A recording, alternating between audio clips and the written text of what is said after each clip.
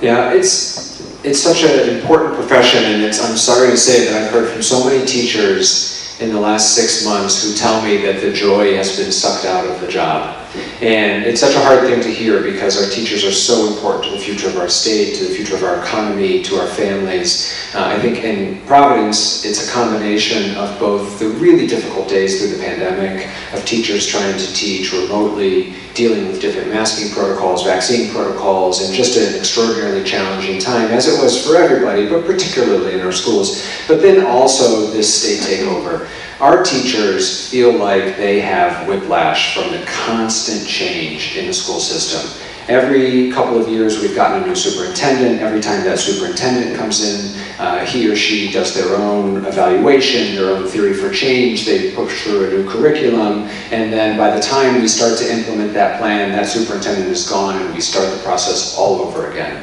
And so the combination between pandemic fatigue and I think change fatigue from the leadership level has resulted in a teaching environment that's really difficult, and a lot of people are leaving the profession because they care deeply about kids, but they just don't have joy in their job right now. And so I think the most important thing we can do is provide some stability and continuity for our teachers, for our school system, to both improve the work environment so that we don't have as many teachers leaving the profession, but also to improve educational outcomes. You know, there's nothing special about Massachusetts. They spend approximately the same amount of money that we spend.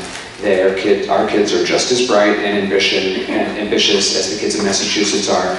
But they picked an educational path almost 20 years ago and stuck with the plan and actually kept going and didn't start over every 3 years. And I think that that is a major driver of both poor results and poor student achievement, but also the challenges facing the profession. And so on a go-forward basis now, we've got 2 years left in this state takeover. And I think we need to stay the course. They're behind. They're behind for some understandable reasons. The pandemic, we lost the governor, we lost another superintendent. But they got to get back on track. And so in 2 weeks, in addition to electing a new mayor, we're going to be electing a nominee for governor, and then in November, a new governor. And so I look forward to working with whomever the next governor is to get this turnaround effort back on track, to stay the course, to finish the plan that was written, to deliver, have the state deliver on the promises that were articulated, so we can actually see real improvement for our students, but also provide a culture of respect and continuity